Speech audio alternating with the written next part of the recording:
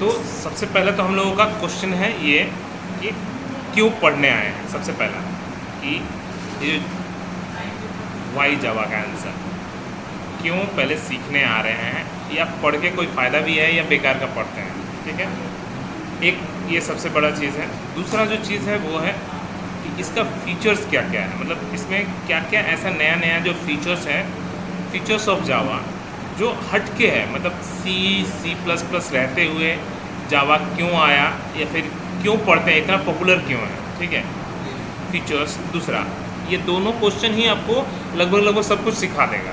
पहला क्लास ही है भले, तो चलो सबसे पहले हम लोग सीखते हैं कि क्यों सीख रहे हैं। तो सबको पता है लगभग कि ये एक हाई लेवल लैंग्वेज है, कि ये एक जावा एक हाई लेवल लैंग्वेज है। ओके, क्वेश्चन यही है कि सो व्हाट, PHP भी हाई लेवल लैंग्वेज है, पाइथन भी है, .NET भी है, बहुत सारे ऐसे हाई लेवल लैंग्वेज है। तो जावा को इतना क्यों महत्व दिया जाता है। ठीक है, जावा का एप्लीकेशन कहाँ कहाँ है। तो चलो इतने सारे हाई लेवल लैंग्वेज के होते हुए मैंने इसमें क्या खास बात है, चलो देखते हैं। दूसरा कि हाई लेवल लैंग्वेज, जितने भी हाई लेवल लैंग्वेज हो, चाहे PHP हो, चाहे पाइथन हो, चाहे .NET हो, एडवांस जावा हो, JSP, जावास्क्रिप्ट हो, सभी का सभी हाई लेवल लैंग्वेज, जितने भी हाई लेवल लैंग्वेज होते हैं सबका एक खास बात होता है, वो है ऑपरेटिंग सिस्टम इंडिपेंडेंट होते हैं। अब इसका क्या मतलब होता है वो मैं पढ़ूंगा, इंडिपेंडेंट। ठीक है, एंड तीसरा जो सबसे वाइटल है, इन सबसे भी ज़्यादा इम्पोर्टेंट है ये कि ऑब्जेक्ट ओरिएंटेड होता है, object oriented programming language, programming language. सबसे पहले तो क्यों ये हाई लेवल लैंग्वेज है। अब क्यों, जैसे ये सीखे ना, क्योंकि बहुत सारे इंटरव्यूअर ऐसे ही क्वेश्चन में फंसा देंगे आपको, क्यों हाई लेवल लैंग्वेज है, क्यों ये OS इंडिपेंडेंट प्रोग्रामिंग लैंग्वेज है, और ऑब्जेक्ट ओरिएंटेड का मतलब क्या होता है और क्यों है। सबका क्यों का पीछे का आंसर हम लोग पहले जानते हैं। चलो तो एक काम करते हैं, फीचर्स तो बाद में पढ़ेंगे। सबसे पहले हम लोग एक सिस्टम के, कंप्यूटर सिस्टम जो बोला जाता है, एक सिस्टम के बारे में समझते हैं। एक सिस्टम में क्या होता है, एक मॉनिटर होता है, एक कीबोर्ड होता है,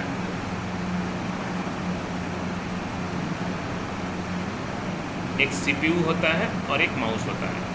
यही सब जो मेन मेरा एक सिस्टम चलाने के लिए चाहिए। माउस है।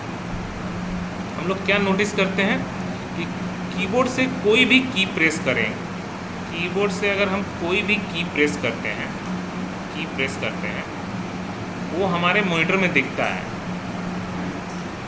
ठीक है, बट आप खुद देखिए, क्या कीबोर्ड मॉनिटर से कनेक्टेड रहता है? नहीं, CPU से रहता है, CPU मेरा मॉनिटर से रहता है। अगर डेटा मेरा यहाँ पे जाता है, यहाँ से यहाँ जाता है, माउस भी हम लोग हिलाते हैं, यहाँ पे भले पॉइंटर दिखता है बट वो भी डायरेक्टली कुछ नहीं रहता। सेंट्रल प्रोसेसिंग यूनिट के पास डेटा जाके, जिसको प्रोसेसर हम लोग बोल रहे हैं, उसके बाद ही मेरा मॉनिटर तक पहुँच रहा है कोई भी चीज़। ओके, लगे जो डेटा मेरा CPU से मॉनिटर में जाता है, या फिर कीबोर्ड से CPU में जाता है और CPU से मॉनिटर में जाता है, इस डेटा का एक नाम है कंप्यूटर के भाषा में ASCII कोड। बहुत ही इम्पोर्टेंट चीज़ है। ठीक है, लगे फुल फॉर्म क्या है? फुल फॉर्म है American standard code for information interchange, जी। लगे फुल फॉर्म का मतलब पहले समझाइए। फुल फॉर्म का मतलब, चलिए, अमेरिका के द्वारा दिया गया एक स्टैंडर्ड कोड, जो इन्फॉर्मेशन मतलब होता है डेटा एक डिवाइस से। ठीक है, इंटरचेंज मतलब होता है एक्सचेंज, मतलब दैट मीन्स एक डिवाइस से दूसरे डिवाइस, दूसरे डिवाइस से तीसरे डिवाइस।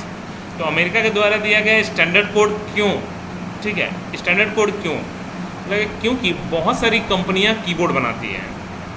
अगर स्टैंडर्ड कोड नहीं होगा तो क्या होगा कि मुझे हर बार सैमसंग का लैपटॉप, सैमसंग का सीपीयू, सैमसंग का ही माउस, एक कंपनी का ही। अब मैं चाइनीज़, ऐसे क्या होता है, सब लोग स्टैंडर्ड कोड फॉलो करने के कारण हम लोग किसी भी कंपनी का मॉनिटर खरीद लेते हैं, किसी भी कीबोर्ड खरीद लेते हैं, सब लोग आपस में कम्युनिकेशन करते हैं।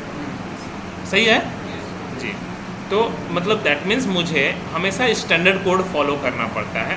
ओके, कुछ कैरेक्टर का हमको ASCII कोड याद रखना पड़ता है, वो भी डेसिमल में। बट हम ये भी जानते हैं कि कंप्यूटर डेसिमल नहीं समझता, कंप्यूटर बाइनरी ही समझता है।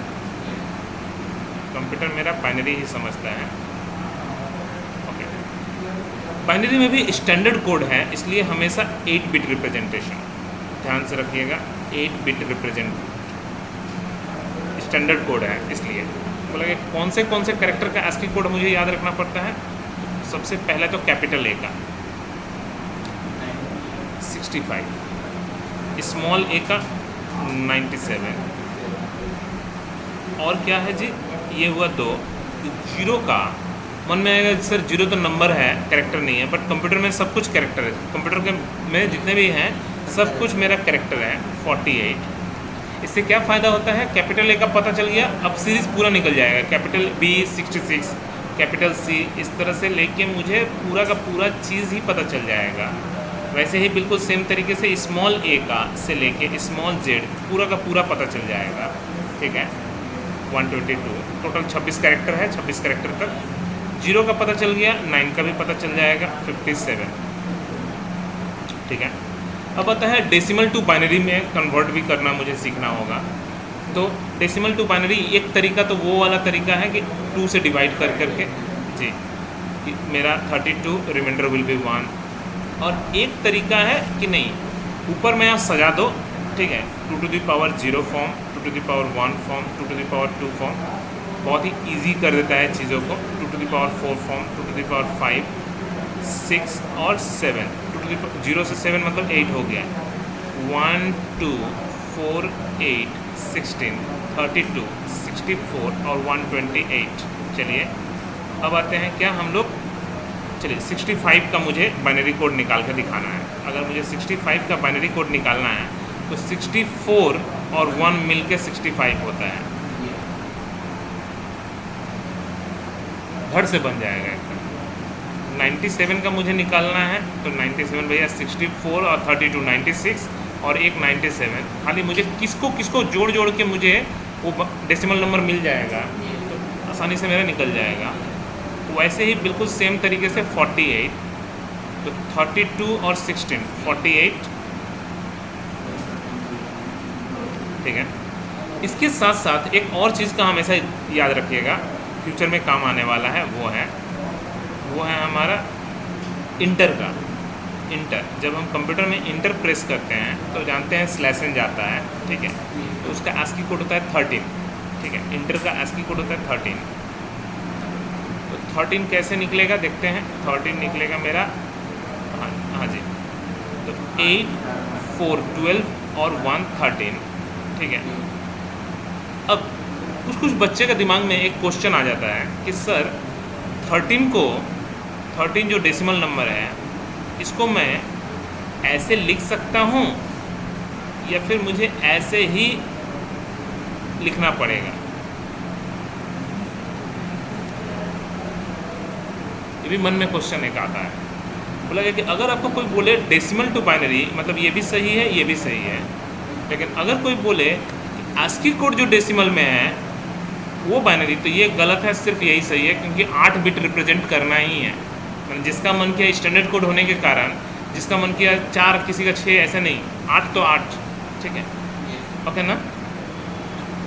तो ये मेरा एक बहुत ही अच्छा चीज़ है, ये समझ में आ गया है ना, आपको समझ में आया जी। तो ये हुआ मेरा सबसे पहला चीज़ जो।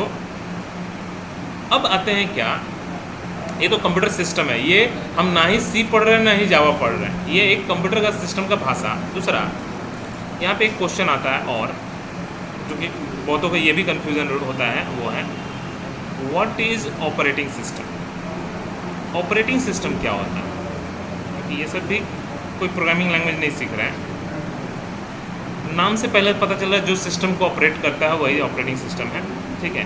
अब एक्चुअली में होता क्या है, चलो देखते हैं थोड़ा सा।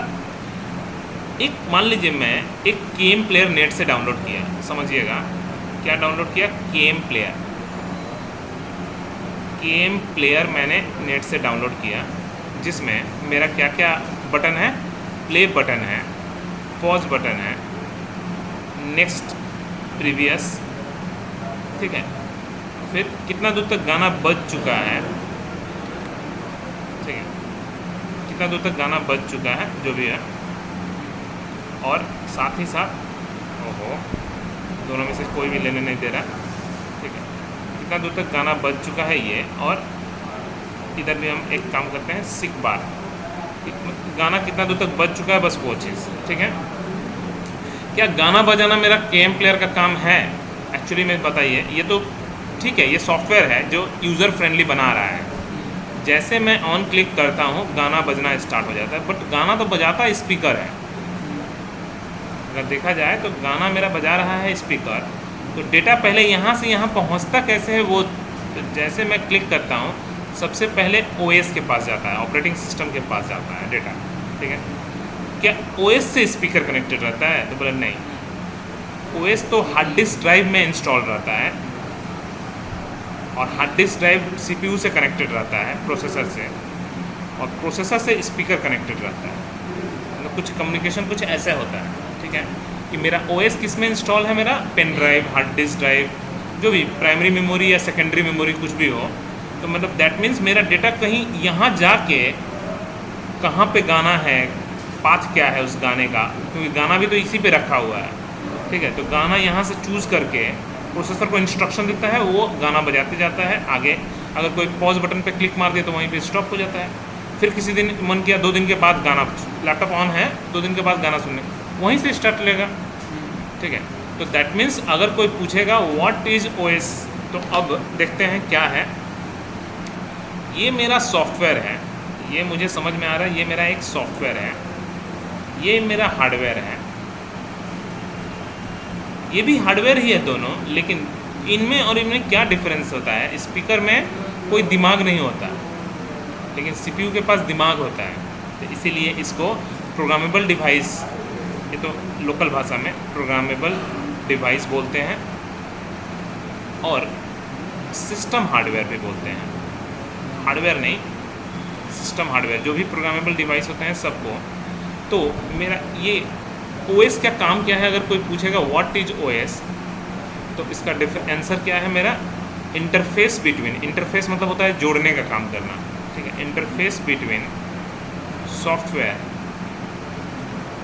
And system hardware, not hardware, and system hardware.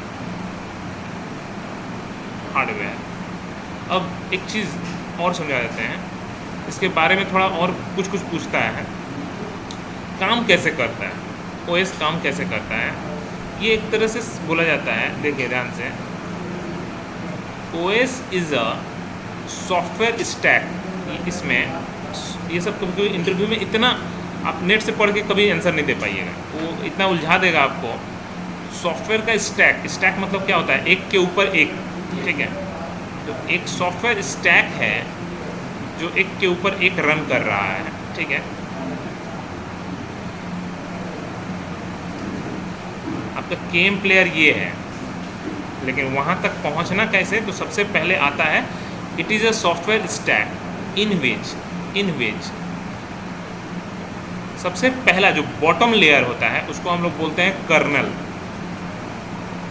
Colonel का हिंदी मीनिंग अगर आप खोजिएगा तो उसका होता है गुठली। गुठली जैसे आम में गुठली सबसे मेन हिस्सा होता है, एकदम मेजर हिस्सा, वैसे ही कर्नल जो होता है वो भी सबसे मेजर हिस्सा होता है। बोला गया उसमें क्या रहता है, क्या है, सारे ड्राइवर सॉफ्टवेयर आपके पास कैमरा है, लेकिन अगर उसका कैमरा ड्राइवर इंस्टॉल नहीं है तो कभी कैमरा चलने वाला नहीं है। स्पीकर लगा हुआ है लेकिन ऑडियो ड्राइवर नहीं इंस्टॉल है तो कभी ज़िंदगी में नहीं चलने वाला। बात सही है। तो सबसे जो इम्पोर्टेंट है, सारे ड्राइवर सॉफ्टवेयर सब का सब किस में इंस्टॉल रहता है, इसमें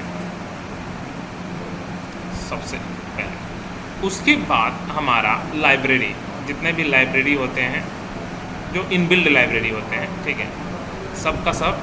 तो कर्नल के ऊपर लाइब्रेरी चलता है, उसके ऊपर फ्रेमवर्क चलता है, क्योंकि ये आपको इसके ऊपर आप लोग सॉफ्टवेयर इंस्टॉल करते हो। मतलब आपको ये जो आप देख रहे हो, ये जो प्लेटफॉर्म, ये एक तरह से फ्रेमवर्क है, नहीं तो इतना खूबसूरत नहीं रहता कि इस पर क्लिक मारने से कोई क्या करता है, अत्याचार करता है लैपटॉप पे।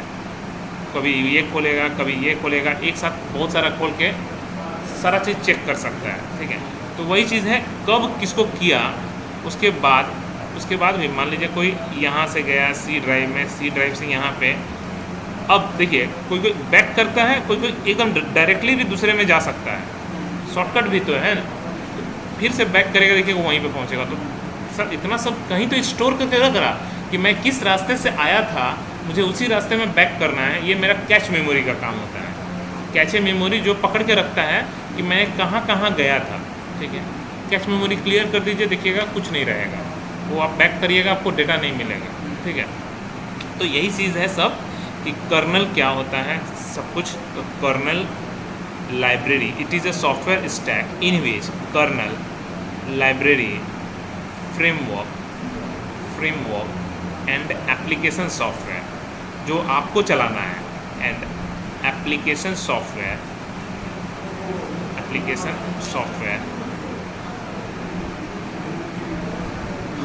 आर इंटर आपस में बातें करते हैं, कम्युनिकेट करते हैं, ठीक है, यूजिंग जावा। बीच में मेरा प्रोग्रामिंग लैंग्वेज है, ठीक है।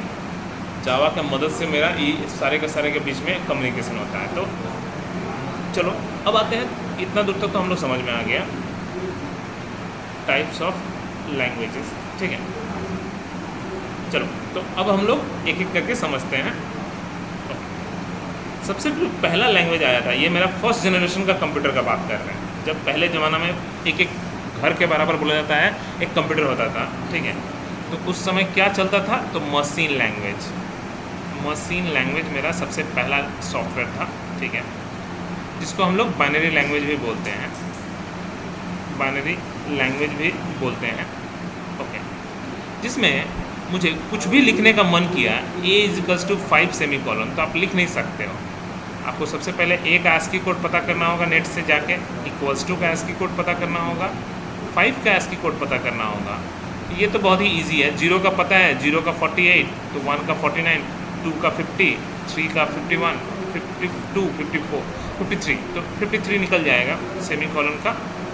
सबसे पहले तो ये सब, लेकिन ये सब तो टफ है ना, ये याद रखना बहुत टफ है, ठीक है। बोला कि डेसिमल निकालने से भी क्या काम हो गया, बोला नहीं, फिर बाइनरी में उसको निकालिए, क्योंकि कंप्यूटर मेरा बाइनरी ही समझता है। ऐसे ही बिल्कुल सेम। और पहले ज़माने का कंप्यूटर आप लोग शायद जो सी में हम लोग या डिजिटल इलेक्ट्रॉनिक्स में जो पढ़ते हैं हम लोग, फ्लिप फ्लॉप लैच, जितना भी चीज़ें पढ़ते हैं, उसी के ऊपर पहले ज़माने का कंप्यूटर आप जादवपुर यूनिवर्सिटी, खड़गपुर, ये सब में रखा हुआ है, एक रूम का बराबर। तो उसमें क्या था, एक स्विच, क्योंकि शिफ्ट रजिस्टर की तरफ लैच से बना के रखा हुआ है। फ्लिप फ्लॉप लैच जो पढ़ाया जाता है, तो 8 बिट 4 6 2 8 बिट का हो गया, और एक क्लॉक पल्स देने के लिए स्विच, ठीक है। जैसे अगर मुझे करना है, समझिएगा, ए समझाना है, तो ए के लिए 0 1 0 0 0 0 1, जैसे मैं क्लॉक पल्स दूंगा तब ये समझेगा ए, क्योंकि डेटा 8 बिट का डेटा पहुंच गया। अब फिर से जब डेटा दूंगा, जो भी डेटा होगा, फिर क्लॉक पल्स दूंगा तब समझेगा =2। सोचिए कितना टाइम वेस्ट होता, कितना मैन पावर भी, क्योंकि छोटा मोटा बात नहीं है। स्विच बड़ा, क्योंकि पहले ज़माना की तरह माइक्रो स्विच भी नहीं रहता था, बड़ा स्विच भी बड़ा है, इस तरह लेके जाओ, ऐसे लेके जाओ, ठीक है। तो ये सब बहुत झमेला था, टाइम टेकिंग भी था। तो धीरे धीरे सॉफ्टवेयर का आविष्कार होना स्टार्ट हुआ। मेरा सेकंड शुरू हुआ लो लेवल लैंग्वेज का आविष्कार हुआ, जिसको हम लोग क्या बोलते हैं,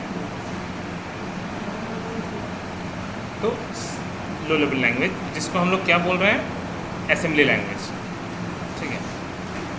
असेंबली लैंग्वेज। बोला लो लेवल लैंग्वेज क्या है, तो बोला कि इसमें एक सॉफ्टवेयर का आविष्कार हुआ। आप लोग कौन से सेमेस्टर में है वैसे? 5th। ओके, तो आप लोग अगर माइक्रो प्रोसेसर अगर आया होगा तो ठीक है, नहीं आया होगा तो भी मैं आपको बस समझा दे रहा हूँ कि एक सॉफ्टवेयर का आविष्कार हुआ जिसका नाम था असेंबलर। असेंबलर ये सिलेबस में है 5th या 6th जो भी हो, ठीक है। ये कमांड बेस्ड लैंग्वेज है। मतलब कहना क्या चाहते हैं कि अगर ये लिखने का मन है तो आप ये नहीं लिखोगे, आप इसका कमांड याद रखोगे, मूव A, 5, B = 10, तो move B, 10, C = A + B, तो अब आता है क्या, ऐड A, B और मूव इनटू C जो भी हो। तो ये सब जो चीज़ें हैं इसमें असेंबलर के अंदर पहले से कमांड लिख दिया गया कि जब भी लिखा है मूव A, इसका मतलब 65 और 5 मतलब 53, बात बाकी का ज़रूरत नहीं है। तो उसमें पहले से कमांड लिखा हुआ है और उसमें बाइनरी कोड भी ऑटोमेटिकली, मतलब मेरा काम ख़त्म हो गया। मुझे याद रखना उसका कमांड कुछ नहीं, मुझे बस ये कमांड याद रखना है, वो ऑटोमेटिकली असेंबलर उसको कन्वर्ट कर लेगा। फिर से अगर कोई पूछेगा व्हाट इज़ असेंबलर, तो क्या आंसर है? तो असेंबलर क्या है जी? It converts low level language into machine language automatically. इसके ऊपर मैं एक एग्जांपल समझाता हूँ। आप ही सोचो, इतने सारे सॉफ्टवेयर नए नए आ रहे हैं सारा काम सोल्यूशन करने के लिए। मैं उसमें से सबसे ज़्यादा इस्तेमाल होने वाला जो सॉफ्टवेयर है ब्यूटी प्लस, नाम सुने हैं ना? अच्छा, इस सॉफ्टवेयर में क्या खास बात था सुनिएगा ध्यान से। इस सॉफ्टवेयर में एक चीज़ कि पहले ज़माना का कैमरा से आप फ़ोटो खींचते थे, हो सकता था अपना ही फ़ोटो अच्छा नहीं आया, दोस्त का फ़ोटो अच्छा आया, ओके, तो बहुत लोग निराश रहते थे हमेशा, और उस फ़ोटो को तो डिलीट मार ही देंगे, जिसमें अपने ख़राब लग रहे हैं बाद वगैरह दोस्त लोग अच्छा लग रहा है तो उस फ़ोटो को डिलीट मार देते हैं। मायूसी भी छा रहा है, आप डिप्रेशन में सब आदमी जा रहा है। उसके बाद फ़ोटोशॉप में लेके जाओगे, फ़ोटोशॉप वाला एडिट करेगा, कभी कभी भूत बना देता था, मतलब आप अपने आप को नहीं पहचान पाओगे, ठीक है, कि मैं ही हूँ, इतना गोरा बना देगा, ठीक है। तो इस सॉफ्टवेयर का क्या खास बात है, ये सबसे पहले तो ये लोग बहुत ज़्यादा एक्सपेरिमेंट किया कि वेस्ट इंडीज़ से लेके, क्योंकि हर कंट्री में उसको बिजनेस करना है। सबसे जो ज़्यादा डार्क कम्प्लेक्सन और सबसे ज़्यादा जो फेयर कम्प्लेक्सन है, ये क्या कर रहा है, उसका ASCII कोड निकाल लिया, उसमें 10 या 15 जोड़ के, ताकि जो ऑलरेडी गोरा है वो थोड़ा सा गोरा दिखे, जो थोड़ा डार्क है वो थोड़ा सा गोरा की तरफ, मतलब ये ASCII कोड से पूरा खेलता है। चेहरा का धब्बा वब्बा उठ जाता है, ठीक है, सब कुछ, मतलब सॉफ्टवेयर का आविष्कार बस इसी के लिए है और बहुत ही कमाल का सॉफ्टवेयर है, ठीक है। इसमें तो ऐसे भी AI है लगा हुआ है, आर्टिफिशियल इंटेलिजेंस, कि आई को, रेटिना को डिटेक्ट करना, प्लस पीछे जो लोग हैं उनका भी चेहरा को स्क्वायर फॉर्म में दे देना। मतलब ब्यूटी प्लस सिर्फ आप ही के चेहरा पे एक्शन नहीं करेगा, पीछे वाले जितना जो स्क्वायर बॉक्स में रहेगा सबके पे एक्शन तो करेगा। लेकिन आँख बंद कर लीजिए, आपका काम करना बंद। मैंने उसमें एक ख़ास बात है कि अपना आँख तो वो इसी को लेकर डिटेक्ट करता है। आई अपना बंद करके चेक कीजिए, कोई देख नहीं पाइएगा, फ़ोटो खींचने के बाद ही देख पाइएगा, काम करना बंद। उसमें वही चीज़ है कि उसको लेके वो कोडिंग करता है, आप गर्दन हिलाओगे लेकिन वो इसी को पकड़ता है, और आंख बंद कर लीजिए उसके बाद गर्दन हिलाइए, देखिएगा कोई मूवमेंट नहीं है। तो ये सब चीज़ें हैं, सॉफ्टवेयर जितना घाटोगे उतना अच्छा है। मतलब इसमें सब कुछ अच्छा था, बस एक ही प्रॉब्लम रह गया, आप खुद भी जब पढ़ोगे तो इसमें समझ में आएगा कि 8085 बोल के एक माइक्रो प्रोसेसर है, 8086 बोल के हैं और 8051 बोल के हैं। बहुत ही अच्छा सब्जेक्ट है, जब इसको पढ़ोगे तो बहुत खूबसूरत लगेगा, लेकिन जैसे इसको पढ़ोगे तो आपको कन्फ्यूज़न शुरू हो जाएगा, क्योंकि कमांड थोड़ा थोड़ा अलग, किसी में मूव A,5, किसी में MVI A,5, मूव इमीडिएटली, थोड़ा जल्दी मूव करने के लिए, नया नया इंस्ट्रक्शन, किसी में कुछ, अब किसमें क्या पढ़े पता ही नहीं रहेगा। तो यही चीज़ है इसमें, बस एक ही खराबी हो गया, वो है कि डिफरेंट प्रोसेसर या डिफरेंट ऑपरेटिंग सिस्टम, उस समय ऑपरेटिंग सिस्टम का बात नहीं था, प्रोसेसर हैविंग डिफरेंट कमांड, इससे क्या क्या प्रॉब्लम आना शुरू हुआ कि मान लीजिए कोई एक कंपनी में एक्सपीरियंस गेन किया, 10 ईयर एक्सपीरियंस गेन किया, जब दूसरी कंपनी में आएगा उसको उसका एक्सपीरियंस जीरो हो गया, कमांड तो उसको पता ही नहीं रहेगा। तो इसीलिए धीरे धीरे सॉफ्टवेयर का जितना आगे आप बढ़ोगे आपको एक ही चीज़ फील होगा, तो मेरे पास डिफरेंट सॉफ्टवेयर होना चाहिए। थर्ड नंबर आया medium level language. Medium level language अभी भी मेरे क्वेश्चन का आंसर मिला नहीं है, आप लोग आगे बढ़ेंगे। मीडियम लेवल लैंग्वेज जिसमें आता क्या क्या है, सी और C++, ये दोनों का दोनों मीडियम लेवल लैंग्वेज है। इसमें भी मुझे एक सॉफ्टवेयर का आविष्कार हुआ, इसमें भी एक सॉफ्टवेयर का आविष्कार हुआ मेरा, क्या, कंपाइलर सॉफ्टवेयर। ठीक है, बहुतों से अगर कोई पूछता है कि व्हाट इज कंपाइलर, तो एरर चेक करना है। अरे नहीं, वो रहता, एरर तो कोई भी चेक करता है, वो उसका मेन काम ही नहीं है। उसका मेन काम है कि हम एक कोड सीखें, ऐसा कोड जो मेरे हर जगह काम आए। और कंपाइलर कौन सा कंपाइलर है उस पर डिपेंड करता है। विंडोज़ पे चलने वाला कंपाइलर तो टर्बो सी, डेव सी, कोड ब्लॉक। जे लिनक्स पे चलने वाला कंपाइलर तो रेड हैट, ठीक है, जेसीसी कंपाइलर, जितने भी हैं इसमें अलग कोड समझेगा।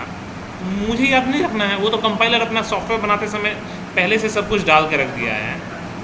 किसी में कुछ समझेगा, मुझे क्या लेना देना, मेरा काम धीरे धीरे आसान हो गया। तो व्हाट इज़ कंपाइलर अगर कोई पूछेगा तो it converts medium level language, it converts medium level language into low level language. यही इसका मेन काम है। एरर तो साथ में चेक करता ही है, ठीक है। उसके साथ साथ पहले से तो असेंबलर था ही,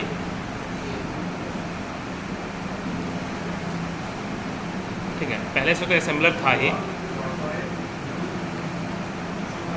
ओके। लगे कि इसका क्या काम है, असेंबलर का काम है मीडियम लेवल लैंग्वेज को, सॉरी लो लेवल लैंग्वेज को मशीन लैंग्वेज में कन्वर्ट कर देना। तो मेरा काम धीरे धीरे आसान की तरफ ही बढ़ रहा, ठीक है। मतलब ऐसा क्या इसमें खराबी है कि इसके रहते हुए, क्योंकि देखिए एक पहला लैंग्वेज इतना अच्छा हुआ था कि मुझे एक कोड पढ़ना पड़ता था। जिस भी कंपाइलर में आपको कोड याद रखने का ज़रूरत नहीं है। टर्बो सी का कोड और रेड हैट का कोड में डिफरेंस नहीं है, बहुत ही सिमिलर है। मतलब इसमें क्या खराबी होना शुरू हुआ, खराबी शुरू हुआ, ऐसे कोई प्रॉब्लम नहीं है। आप जब इस फाइल को सेव कर दोगे तब प्रॉब्लम शुरू होगा। कोई भी फाइल को कोडिंग लिख दिए, ऐसे कंपाइल कीजिए, कोई दिक्कत नहीं है। लेकिन अगर कोडिंग लिख के सेव कर दिए .c या .cpp से, और अब कंपाइलर से पास कराएं, कंपाइलर से पास कराएं, ठीक है, मान लीजिए विंडोज़ 7 में, ठीक है, तो वो एक नया फाइल बनाता था। ये भी कभी कभी इंटरव्यू में पूछता है कि .c और .c++ को कंपाइल करने से कौन सा file, OBJ file, object file, जो कि OS डिपेंडेंट है, सॉरी, ऑब्जेक्ट फाइल जो कि OS डिपेंडेंट है, ऑपरेटिंग सिस्टम डिपेंडेंट है। डिपेंडेंट होने के कारण विंडोज़ 7 में अच्छे से चलेगा, लिनक्स में नहीं चलेगा, ठीक है। लेकिन अगर हम कंपाइल लिनक्स में करेंगे तो लिनक्स में अच्छे से चलेगा, विंडोज़ में नहीं चलेगा, कोई भी विंडोज़ का कोई भी वर्जन हो, ठीक है। तो बोला गया कि ये एक प्रॉब्लम शुरू हो गया, ठीक है। उसके साथ साथ जब हम रन कराते हैं, ठीक है, जब हम रन कराते हैं मतलब असेंबलर से पास करते हैं, तो एक नया फाइल बनता है, exe file, executable file. Executable मतलब सॉफ्टवेयर बनाना कितना आसान है सोच लीजिए। कोई भी फाइल को जब सेव करके रन कराते हैं तो ऑटोमेटिकली exe ऑटोमेटिकली जनरेट हो जाता है, ठीक है। अच्छा, तो ये तो जब सोर्स ही डिपेंडेंट है तो ये तो डिपेंडेंट होना ही है, ठीक है। इसको छोड़ के और कोई कमी नहीं है जो C और C++ को हटाया जाए, ठीक है। तो बस क्या क्या प्रॉब्लम है इसमें, इसमें प्रॉब्लम रह गया है वो है कि ये OS डिपेंडेंट है। साथ ही साथ एक और प्रॉब्लम है, पाथ भी डिपेंडेंट है। पाथ डिपेंडेंट का मतलब ये जब भी कोई फाइल को सेव करके कंपाइल करेंगे या रन कराएंगे, मुझे बाय डिफ़ॉल्ट इसको C ड्राइव के अंदर, टर्बो C फोल्डर के अंदर टर्बो सी फोल्डर के अंदर बिन बोल के फाइल में जनरेट करते हैं, और सोर्स बोल के फाइल में ऑब्जेक्ट फाइल और EXE फाइल जनरेट होता है। मतलब यहाँ पे C फाइल रहता है बिन में, कहीं और बन ही नहीं सकता। इसमें आपका C फाइल होगा और इसमें आपका होगा OBJ फाइल और EXE फाइल। कोई भी अगर इंटरव्यू में कुछ भी पूछा तो पाथ भी पता रहना चाहिए आपको, ठीक है। मतलब इसके साथ साथ इसमें और क्या प्रॉब्लम है जी? प्रॉब्लम नहीं है। अब एक और चीज़, सिस्टम इंडिपेंडेंट, इसको बोलते हैं सिस्टम इंडिपेंडेंट प्रोग्रामिंग लैंग्वेज। बोला ये इसका मतलब क्या है? इसका मतलब ये है कि अगर मैंने विंडोज़ 7 में ही कंपाइल किया और 2 लैपटॉप में विंडोज़ 7, 3 लैपटॉप में भी विंडोज़ 7 है, तो तीनों में चलेगा। सिस्टम पे डिपेंड नहीं करता, लेकिन OS पे डिपेंड करता है, ठीक है। और प्रोसीड्यूर लैंग्वेज है, वो क्या होता है वो तो जानेंगे जब ऑब्जेक्ट ओरिएंटेड प्रोग्रामिंग लैंग्वेज समझ में आएगा तब, कि प्रोसीड्यूर में और ऑब्जेक्ट ओरिएंटेड में क्या डिफरेंस है। तो वो मैं समझूंगा तब जब ये मेरा हाई लेवल लैंग्वेज स्टार्ट होगा। चलो अब आते हैं चौथा प्रोग्रामिंग लैंग्वेज जिसके बारे में हम सुनना चाह रहे थे। चौथा, ये 4th जनरेशन का कंप्यूटर आया, हाई लेवल लैंग्वेज। ये 4th जनरेशन का कंप्यूटर। ऐसे अभी कौन सा जनरेशन चल रहा है? 5th जनरेशन सैटेलाइट, जिसमें आर्टिफिशियल इंटेलिजेंस भी है, ठीक है। ओके, तो ये है 4th जनरेशन का कंप्यूटर, ठीक है, जिसमें हाई लेवल लैंग्वेज आया। इसमें क्या हुआ इसके बारे में एकदम समझा देते हैं, क्योंकि इसी के बारे में सबसे ज़्यादा अच्छे से सुनना है। इसमें एक सॉफ्टवेयर का आविष्कार हुआ जिसमें क्या हुआ, कंपाइलर और असेंबलर दोनों मिक्स हो गया। ध्यान रखिएगा, कंपाइलर और असेंबलर मिक्स हो गया। पहला बार सॉफ्टवेयर ऐसा आया था जिसमें दोनों एक साथ मिक्स होके आया था। अब लिखने का कोड बिल्कुल सेम, मोर और लेस सेम। जैसा C और C++ सीखे हैं वैसे ही हम लोग जावा भी सीखते जाएंगे। अच्छा, जब ये कंपाइलर से पास होगा तो लो लेवल लैंग्वेज में ऑटोमेटिकली कन्वर्ट हो जाएगा, असेंबलर से पास होगा तो डायरेक्टली मशीन लैंग्वेज। तो इसीलिए 12 का बुक अगर पढ़िएगा तो कभी कभी लिखा रहता है व्हाट इज कंपाइलर, तो it converts high level language into machine language, क्योंकि आपको जावा पढ़ाया रहता है बट एक साथ मिक्स रहता है दोनों, ठीक है। तो दैट मीन्स क्या है मेरा, तो ये, तो अगर कोई पूछेगा व्हाट इज कंपाइलर, तो it converts high level language and medium level language into low level language. Actually definition यही है, what is assembler, low level language into machine language, ठीक है। बट प्रॉब्लम ये हुआ कि ये क्या ये बाइनरी में कन्वर्ट करेगा? एक एक बीट को बाइनरी में कन्वर्ट करने पे 8-8 बीट में कन्वर्ट होता है, बहुत टाइम टेकिंग होता है, बहुत जगह भी लेता है। तो इसीलिए इसको इसमें हेक्साडेसिमल में ये में कन्वर्ट नहीं होती। हेक्साडेसिमल, तो बाइनरी टू हेक्साडेसिमल 4 मतलब 2 1 से 2⁴ होता है। तो बाइनरी टू हेक्साडेसिमल में तो क्या होगा कि 8 बिट को वो 2 बिट में कन्वर्ट करेगा। तो इसीलिए इसको हम लोग एक और नाम से जानते हैं byte code, not bit code. इसको बोलते हैं बिट कोड।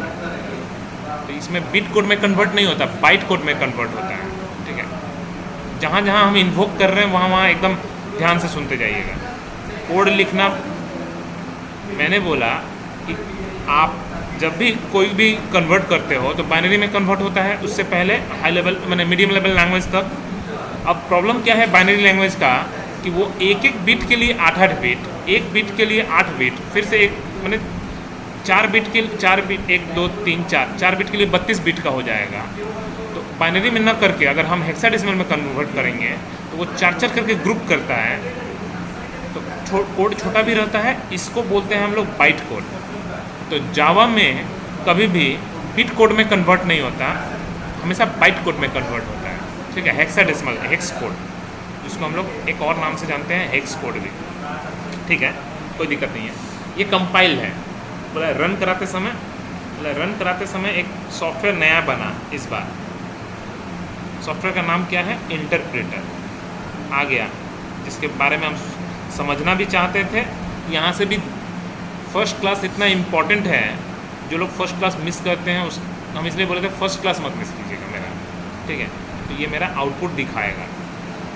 अब प्रॉब्लम ये है कि ठीक है कैसे काम करता है, क्या करता है। जब भी मैं कोई भी हाई लेवल लैंग्वेज को .java, .php, .python, .asp.net, .advanced java, .js जो भी हो, मुझे कोई मतलब नहीं है, जब हम कंपाइलर से पास कराते हैं तो कंपाइलर और असेंबलर मिक्स रहता है, तो कंपाइलर और असेंबलर से मिक्स करके जब पास कराते हैं तो वो एक नया फाइल बनाता है .class फाइल, जो कि OS इंडिपेंडेंट होते हैं।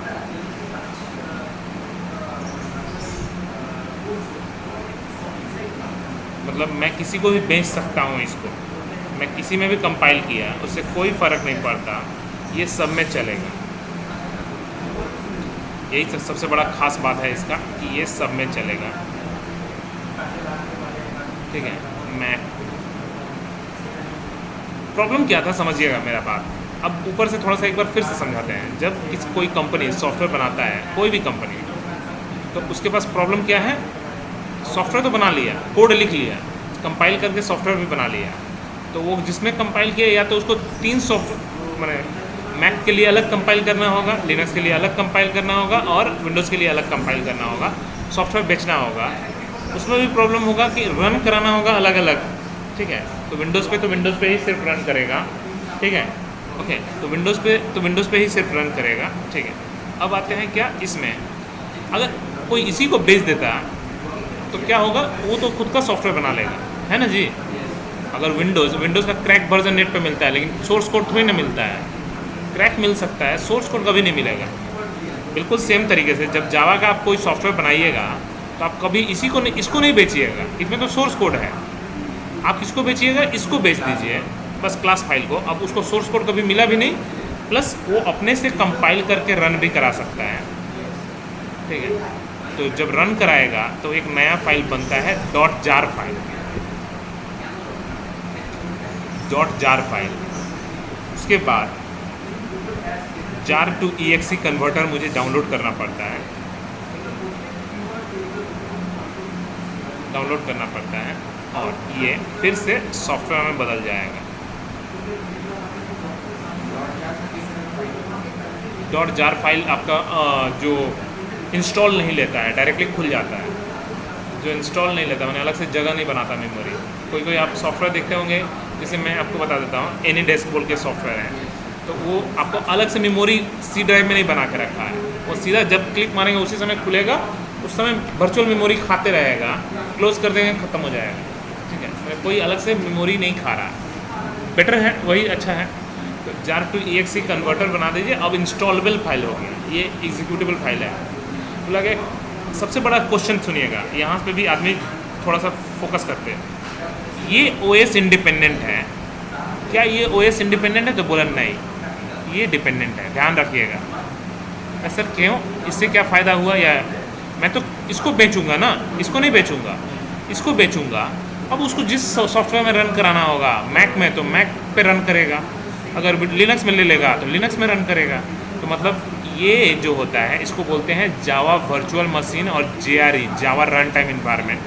ये हर एक OS का अपना अपना होता है। JRE मैक के लिए अलग है, लिनक्स के लिए अलग है और विंडोज़ के लिए अलग है। तो मतलब ये OS डिपेंडेंट बना देता है, ये OS इंडिपेंडेंट है। तो मेरा सॉफ्टवेयर बिक भी गया, और उसमें उसको जिसमें रन कराना है वो रन कराए ना, मेरा तो कंपाइल्ड फाइल है ही। ठीक है, उसको सोर्स कोड भी कभी नहीं मिलेगा। तो डिपेंडेंट, ये तो डिपेंडेंट होना ही है। ठीक है, इंटरेस्टिंग भी है सब कुछ जान के। अब आते हैं हम लोग कि सर क्यों ये OS इंडिपेंडेंट, क्यों का आंसर नहीं मिला, बस मिला। ये हुआ कि होता है, ये तो हुआ जान लिए, लेकिन क्यों होता है उसका आंसर। क्यों C और C++, जो कि C++ एक ऑब्जेक्ट ओरिएंटेड प्रोग्रामिंग लैंग्वेज है, बट वो डिपेंडेंट है, ये OS इंडिपेंडेंट है। अब ये जानने के लिए आपको एक साथ C का और जावा का तीनों का डिफरेंस समझना होगा, तब जाके एक साथ दिखेगा, तब समझ में आएगा क्यों ये डिपेंडेंट है, क्यों ये ये भी डिपेंडेंट है, क्यों ये इंडिपेंडेंट है। तो चलो पहले जावा को तो भूल जाइए, पहले तो इन दोनों को पहले अच्छे से पकड़ते हैं। C में अगर कोई आपसे पूछेगा C का कोड कहाँ से शुरू होता है, तो बहुतों को दिमाग में रहता है हैश इंक्लूड से। नहीं, आप बिना कोड लिखे, मैं आपको आज बोल रहा हूँ, जैसे टर्बो सीक ओपन करना बिना कोई कोड लिखे कंपाइल करना सक्सेसफुल। मेन फंक्शन लिख के कंपाइल करना, सिर्फ मेन फंक्शन, कोई कोड नहीं लिखना है, सक्सेसफुल। मेन फंक्शन को डिक्लेयर करके कंपाइल करना, वो भी सक्सेसफुल। मतलब कोड लिखना ज़रूरी नहीं है, ठीक है। मेन फंक्शन को डिफाइन करके कंपाइल करना, डिफाइन करके, तो हम लोग डिफाइन वाला यूज़ करते हैं क्योंकि मेरा कोड लिखना है उसके अंदर। ओके, क्या कोई वेरिएबल लिखने के लिए, कोई वेरिएबल लेने के लिए कोई हेडर फाइल की ज़रूरत है? तो बोला नहीं, इतना दूर तक कोई हेडर फाइल नहीं। क्या यहाँ तक? बोला कोई हेडर फाइल नहीं। अब तो जेड को करिएगा क्या? प्रिंट करिएगा ना। ये मेरा एक फंक्शन है, प्रिंटफ फंक्शन, ठीक है, सी में हाई या %d(z). अब मेरा पहला एरर मारेगा कि printf function should have prototype. अब मेरा ऊपर में कोडिंग लिखना जरूरी है। क्या कोड हो गया? तो बोला हाँ, सक्सेसफुल दिखाएगा, लेकिन कितना लाइन दिखाएगा? ये नहीं लिखिएगा तो कितना लाइन दिखाएगा? तो 1 2 3 4 5 6 लाइन कंपाइल, 6 तक पहुंचेगा नहीं, 5 लाइन कंपाइल, 1 एरर। क्या एरर मारेगा? इसका हेडर फाइल मिसिंग है, ठीक है। इसको थोड़ा लिख दीजिए, इसको लिख दीजिए थोड़ा, रुक जाइए। अब कितना दिखाएगा? 1 2 3 4 5 6 7 लाइन। तो बोला नहीं, कुछ ऐसा दिखाएगा। बोला ऐसा क्यों? वो फाइल है, लाइन नहीं है। वो फाइल में जितने लाइन का प्रोग्राम होगा उतना लाइन प्लस बाहर का जितना लाइन, ठीक है। तो ये इतना लाइन का कंपाइल, तो प्रोग्राम का साइज़ बढ़ जाता है, ठीक है। सबसे बड़ा लगे क्या स्क्रीन रुकेगा? तो बोला नहीं, स्क्रीन रोकने के लिए आपको getCS फंक्शन यूज़ करना पड़ेगा। बोला क्या? #include conio.h। क्या इसको ऊपर नीचे लिखने से कोई प्रॉब्लम है? तो बोला नहीं। मतलब कोड शुरू होता है यहाँ से, जब printf तब स्टूडियो के पास जाएगा, जब getCS तब conio के पास जाएगा। कोड कहाँ? यहाँ से शुरू हुआ। और अगर void main का कोई पूछेगा फंक्शन ऑफ void main, तो मेन फंक्शन का काम क्या होता है? तो मेन फंक्शन का काम होता है तो to set program cursor at initial address. समझिएगा, इनिशियल एड्रेस, बोल ध्यान से, जहाँ जहाँ मैं इन्वोक मार रहा हूँ, ठीक है। बहुतों को इनिशियल एड्रेस का मतलब होता है 00। मैक्सिमम को दिमाग में आता है इनिशियल सर बोल दिया मतलब 00 ही होगा। आप सोचो तो पेन ड्राइव आप खरीदते हो तो 4 GB का पेन ड्राइव में 4 GB आपको मिलता है जगह, 3.72 मिलता है। फ़ोन खरीदते हो लिखा रहता है 64 GB पेन इंटरनल रोम या रैम, मिलता है 52-12 तो वही खा लेता है अपना ऑपरेटिंग सिस्टम। तो वैसे ही आपको तो ऐसा मिलेगा ही नहीं कभी। आपको ऐसा मिलेगा जो कि ऑलरेडी टर्बो सी का प्रोग्राम, उसका हेडर फाइल सब लिखा हुआ है, ऑलरेडी पहले से लिखा हुआ है। प्रोग्रामर साइड जो ऑलरेडी बनाया है, user side, both are separated by null character, ताकि इधर का डेटा इधर ना आ जाए, इधर का डेटा उधर मत चल जाए। आप जितना भी डिलीट मारोगे आपको इसको डिलीट नहीं मार सकते। समझ में आया ना चीज़? बहुत अच्छा चीज़ है। तो आप इनिशियल एड्रेस का मतलब कुछ भी हो सकता है, ज़रूरी नहीं है कि आप टर्बो सी के 80 हो सकता है, 90 हो सकता है, हेक्साडेसिमल एड्रेस है, A0 हो सकता है, B0 हो सकता है, कुछ भी हो सकता है। मैं यही समझा रहा हूँ। तो प्रोग्राम कर्सर, मेन फंक्शन का काम क्या है? To set program cursor at initial address. पहला लोकेशन पे वो सेट कर देगा। अब मेरा कोड है, x का वैल्यू में 3 डालिए, अब मेरा कोड शुरू होगा। y का वैल्यू में 5 डालिए, z का वैल्यू में दोनों को कैलकुलेट करके डालिए। हो गया, प्रोग्राम रुक गया। getCS का मतलब प्रोग्राम रुक गया। कोड ऐसे ऊपर भागते रहता है, ठीक है। पहला, दूसरा, तीसरा ऐसे करके मेमोरी में भागते रहता है। तो OS के अंदर मेमोरी एलोकेट करता है, OS के अंदर मेमोरी एलोकेट करता है और इनिशियल एड्रेस पे सेट करता है। इसीलिए ये OS डिपेंडेंट है। समझ में आ गया? ये YC is OS dependent cause program start from main function, ठीक है। चलो, तो ये तो मैं आपको ऐसे ही समझाया, इसका कोई काम नहीं है। मुझे जो काम था,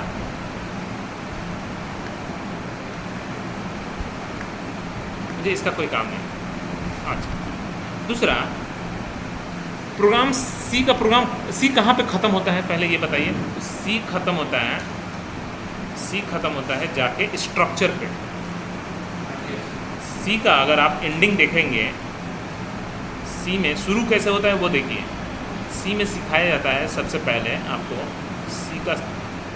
सी सिखाने में मुझे हार्डली 1 घंटा लगेगा, पूरा सी समझ में आ जाएगा ओवरव्यू से, ठीक है।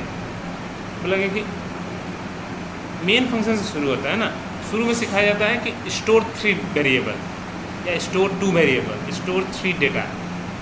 अब ये नहीं बोला किस टाइप का, तो आप इंटीजर भी तीनों ले सकते हो, फ्लोट भी ले सकते हो, कैरेक्टर भी ले सकते हो। x = 3, y = 5, z = 7, कुछ भी ले सकते हो। लेकिन जब बोलेगा कि स्टोर 1000 डेटा, अब फंसने शुरू हुए। यहाँ तक दिक्कत नहीं था, इफ एल्स स्विच केस तक आप लोग को दिक्कत नहीं था, लूप तक भी दिक्कत नहीं था। दिक्कत जब आपको ज़्यादा डेटा, क्योंकि आप सॉफ्टवेयर जब बनाओगे तो 10 आदमी के लिए थोड़ी ना बनाओगे, आप मिलियन के लिए बनाओगे। तो जब स्टोर 1000 डेटा, तो पहली बार शुरू होता है एरे, कि आप एरे लिखिए, जितना डेटा डालना है डाल दीजिए। लेकिन प्रॉब्लम ये है एरे का कि अगर आप साइज़ 1000 ले लिए और नंबर ऑफ एलिमेंट सिर्फ 3 लिए तो मेमोरी वेस्ट। अगर कम लिए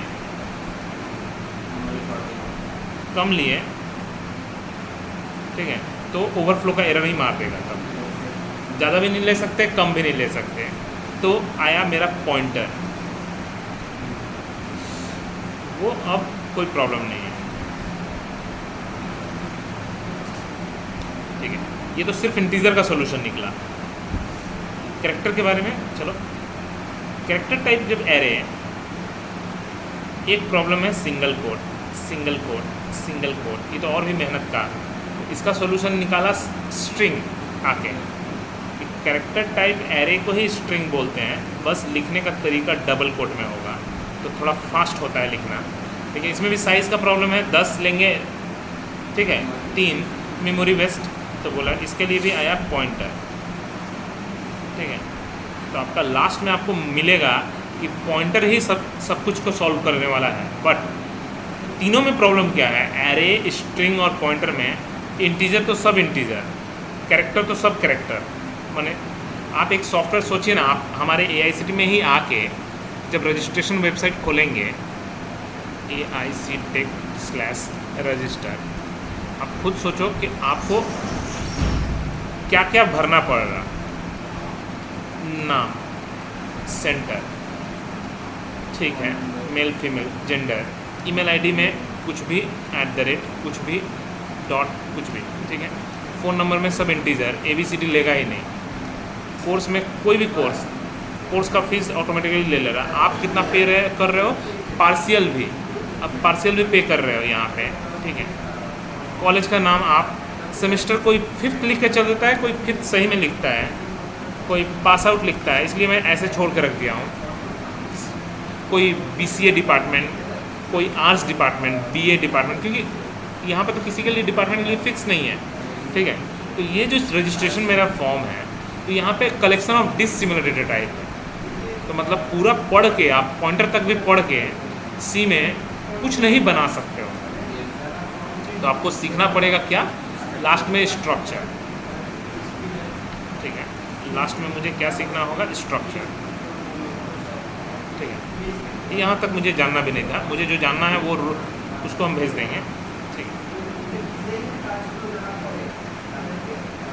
ओके, तो अब आते हैं क्या, हाँ, स्ट्रक्चर। तो स्ट्रक्चर कैसे लिखते हैं, पहले #include, ठीक है। स्ट्रक्चर हमेशा वर्ड मेन के ऊपर लिखते हैं, स्ट्रक्चर का नाम। तो मान लीजिए AICTE स्टूडेंट स्ट्रक्चर का नाम ही है। क्या क्या मुझे स्टोर करना है, बच्चे का नाम। अगर हम एरे लेते हैं, ठीक है, तो दिक्कत क्या है, किसी का नाम सिर्फ अरुण होगा तो सिर्फ 4 कैरेक्टर ही लेगा, बाद बाकी वेस्ट होगा। तो बेटर है पॉइंटर ले लो। फिलहाल अभी मत लीजिए, पहले समझिएगा। उसका फीस इंटीजर, और फीस दिक्कत क्या है, इंटीजर का रेंज है सी में कि -32,768 से लेके +32,767, ये रेंज है, ठीक है। 32,768 से लेके 32,767 तक। अगर कोर्स फीस 35,000 हुआ तो फंस गए ना आप कैसे पे करोगे, मतलब ये भी एक प्रॉब्लम है। तो आपको डबल डेटा टाइप सीखना होगा।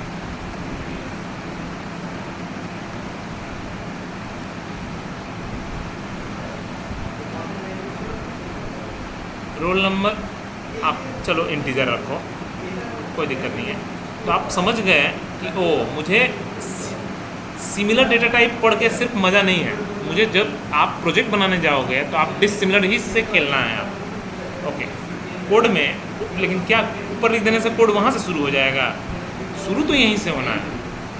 मतलब अभी भी ओएस डिपेंडेंट ही है, अभी भी ओएस डिपेंडेंट ही है, ठीक है। अब मैंने कुछ कोड लिखा ही नहीं, सिर्फ CLR लिखा और गेट CH लिख दिया, तो क्या कभी भी स्ट्रक्चर के पास जाएगा?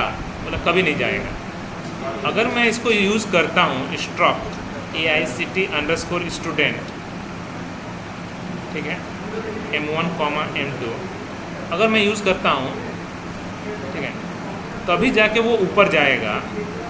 और तो बोला कि पहले समझिएगा अब किसको क्या बोल रहे हैं वो, अब अच्छे से किसको हम क्या बोल रहे हैं अब वो अच्छे से, जो स्ट्रक्चर बनाने में हेल्प करता है इसको हम लोग बोलते हैं एलिमेंट्स ऑफ स्ट्रक्चर।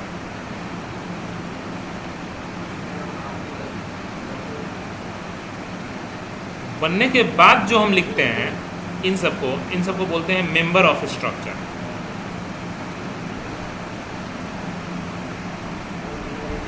और इसको हम लोग क्या बोलते हैं? इसको बोलते हैं यूजर डिफाइंड डेटा टाइप। तो सर ये सब इतना याद कैसे रख सकते हैं? मैंने क्योंकि धीरे धीरे आपको लग रहा है कि अरे मेरे दिमाग में प्रेशर अब आ रहा, ठीक है, इतना सब याद कैसे रख सकते हैं कि किसको क्या बोल रहे हैं, एलिमेंट, कभी मेंबर। आप खुद अब फिर से वापस, ये एक स्टूडेंट का रजिस्ट्रेशन फॉर्म है, ऐसे टीचर, जो लोग टीचर मेरे यहाँ पे अप्लाई करते हैं उनका भी एक रजिस्ट्रेशन फॉर्म है। स्टूडेंट के लिए मुझे नाम उसका रखना ज़रूरी है, कौन से सेंटर में कोर्स करना चाहता है वो रखना ज़रूरी है, जेंडर रखना ज़रूरी है, ईमेल आईडी जरूरी, जो जो ज़रूरत है वो तो कर लिए, ठीक है। यहाँ पे अगर ये नहीं लिखा रहता तो आपको पता चलता है यहाँ पे फर्स्ट नेम है नहीं, तो इस सब को हम लोग क्या बोल रहे हैं? एलिमेंट्स, ठीक है। तो जो स्ट्रक्चर बनाने में हेल्प करता है, इसी से तो पता चल रहा है अच्छा यहाँ पे क्या रखना है। यहाँ पे ए से पता नहीं चल रहा है, हम नेम लिख देते तो अच्छा से समझ में आता है। तो यही है एलिमेंट्स ऑफ स्ट्रक्चर। अब जो बच्चा फॉर्म फिलअप करेगा वो हुआ मेंबर, ठीक है। अच्छा ठीक है, क्या एक बच्चा को कुछ ज़्यादा फैसिलिटी मिलेगा, एक को कम फैसिलिटी? नहीं, सबको इक्वल फैसिलिटी, मतलब जितना मेमोरी इसके लिए खाएगा उतना ही मेमोरी इसके लिए भी खाने वाला है। बोला गया अब अगर मैं इसको थोड़ी देर के लिए काट दूँ और यहाँ पे INT लिख दूँ, M1 का साइज़ 2 बाइट, M2 का भी 2 बाइट। अब जो स्ट्रक्चर का साइज़ होगा वही M1 का साइज़ होगा M2, इसीलिए इसको हम लोग क्या बोल रहे हैं? यूज़र डिफाइंड डेटा टाइप, है ना जी? आपको समझ में आ रहा है इंद्रानी जी? तो ये हुआ। अब मुझे यहाँ पे 3 हैं। पहला का मेमोरी ब्लॉक एक कैरेक्टर बाइट 1 बाइट करके लेता है, तो मतलब 100 मेमोरी ब्लॉक 100 बाइट, डबल एक मेमोरी ब्लॉक 4 बाइट 2 बाइट, मतलब टोटल नंबर ऑफ कितना हुआ? 106 बाइट। अब मतलब M1 का भी साइज़ 106 बाइट और M2 का भी 106 बाइट, मतलब M1 के पास भी वो तीनों एलिमेंट है, M2 के पास भी वो तीनों एलिमेंट है।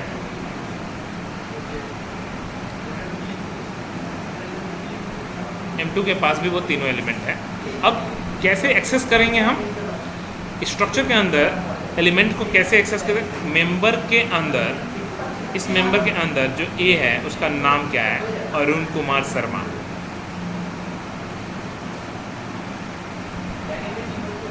ऐसे करके M1 के अंदर जो फीस है उसका फीस है 5000, हो ही सकता है उसका फीस कम है, किसी का ज़्यादा है। M1 का रोल नंबर है मान लीजिए 32। वैसे ये M2.A इज इक्वल्स टू उसका नाम वरुण है, बस वरुण ही है, वो कुमार नहीं है। तो ऐसे करके आप डॉट डॉट डॉट डॉट लगा के आप इंसर्ट कर सकते हो, ठीक है।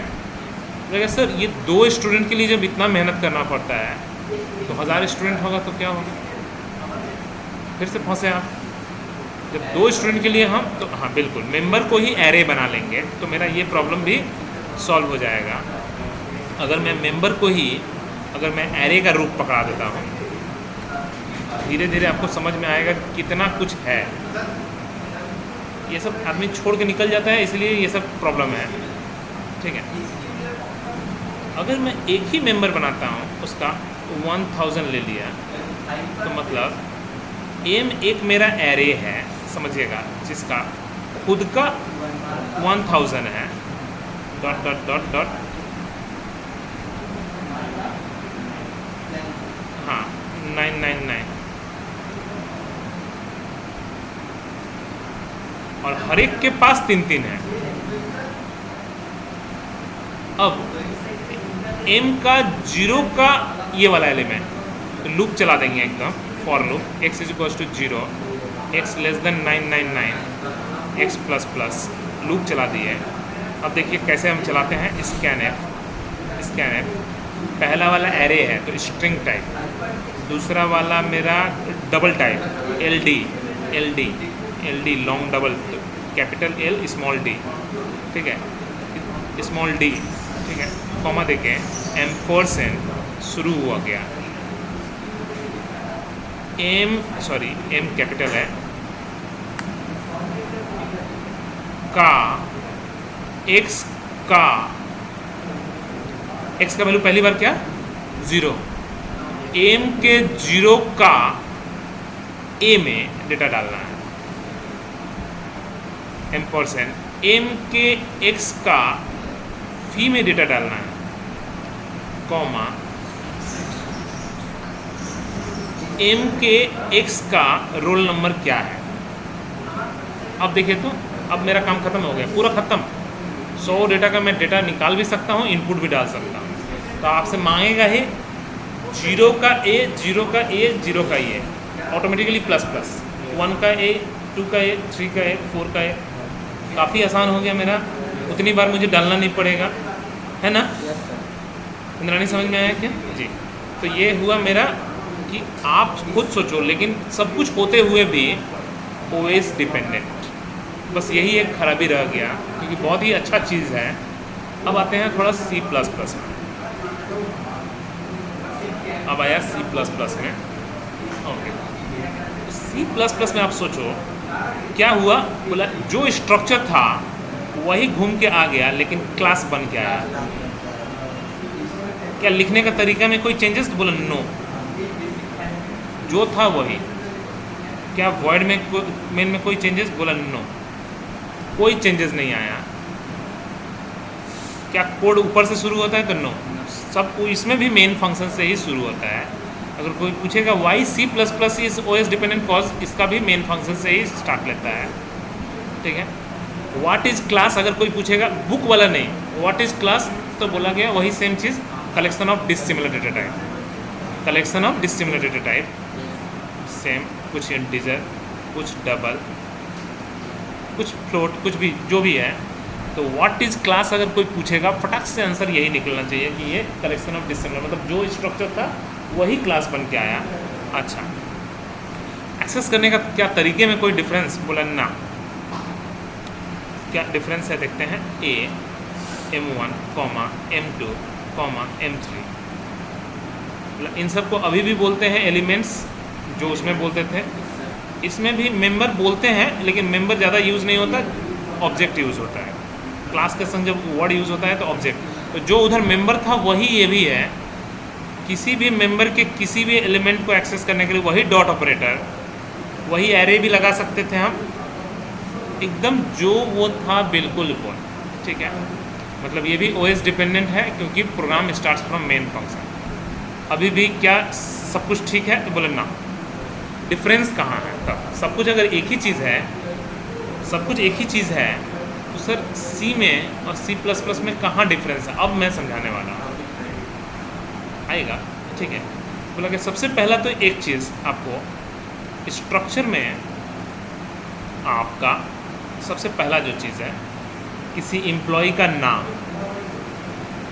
उसका सैलरी, जो भी आप रखना है, उसका जो भी है, कितना दिन लीव लिया है, कितना दिन क्या लिया है, सब कुछ निकाल रख सकते हो, ठीक है। क्लास में क्या, क्लास में तो मैंने क्या बोलना चाह रहे हैं, only variable as an element, variable as an element, element के रूप में सिर्फ वेरिएबल ही रह सकता है। मतलब यहाँ पे किसी एम्प्लॉय का नाम, उसका सैलरी, कोई उसका जो भी है, कितना दिन ऑफ हुआ, कितना दिन, कितना बेसिक सैलरी जो भी है, इसमें साथ में कैलकुलेशन भी कर सकते हैं, मतलब फंक्शन भी लिख सकते हैं। धीरे धीरे डिफरेंस समझ में आया। तो यहाँ पे मेरा एक डिफरेंस शुरू हो गया, ठीक है, एक डिफरेंस स्टार्ट हो गया मेरा, ठीक है, ठीक है। Variable as well as function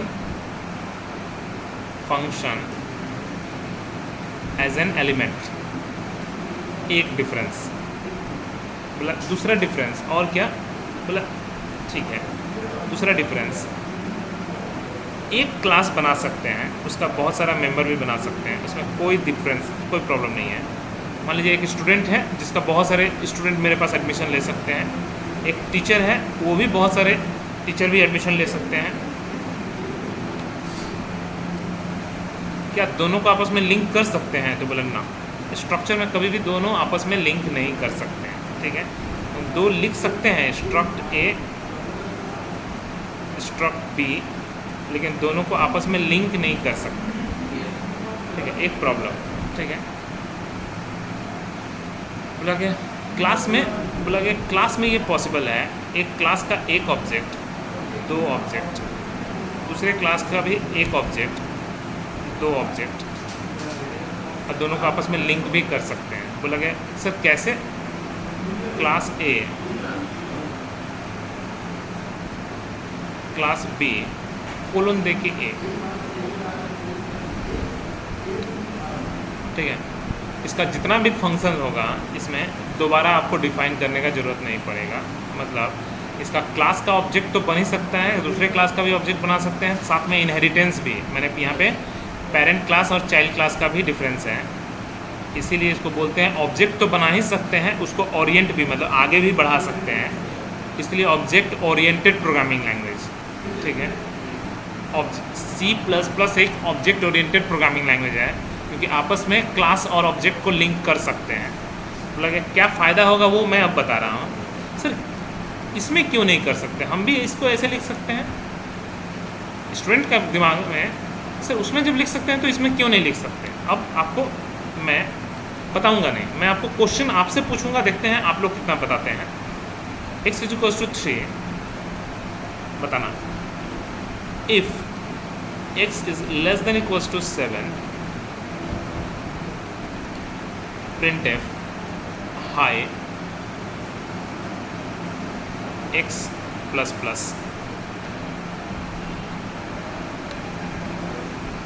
output बताना है सबसे पहले कि हाई कितनी बार प्रिंट होगा।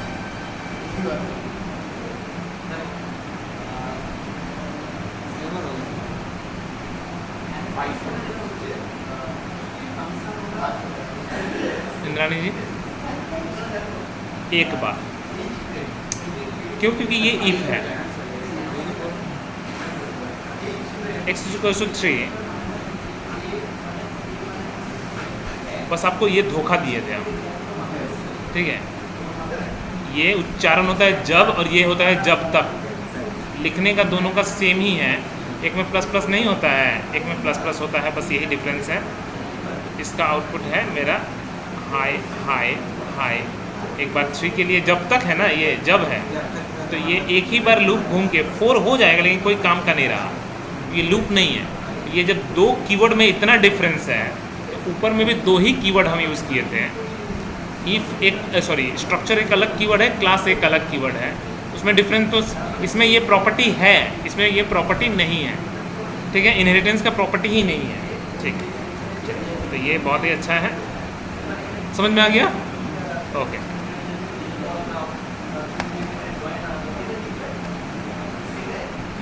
अब मेरा आते हैं जो जहाँ पे अब जी सब है, सब है, पूरा C++ का जितना भी प्रॉपर्टी है सब कुछ उठ के आया है, ठीक है, उल्टा एक्स्ट्रा फीचर्स के साथ, ठीक है। तो इसलिए तो मैं फीचर्स लिखवाऊंगा। अभी तो मैंने आपको बस हाई लेवल लैंग्वेज क्यों है, OS इंडिपेंडेंट क्यों है, अब दिखाते हैं। बीच में D लैंग्वेज का भी खोज हुआ था, ठीक है। अच्छा डी लैंग्वेज का खोज हुआ, लेकिन ओएस डिपेंडेंट है, इसलिए मार्केट से हटा ही दिया गया। इतना ओएस डिपेंडेंट है।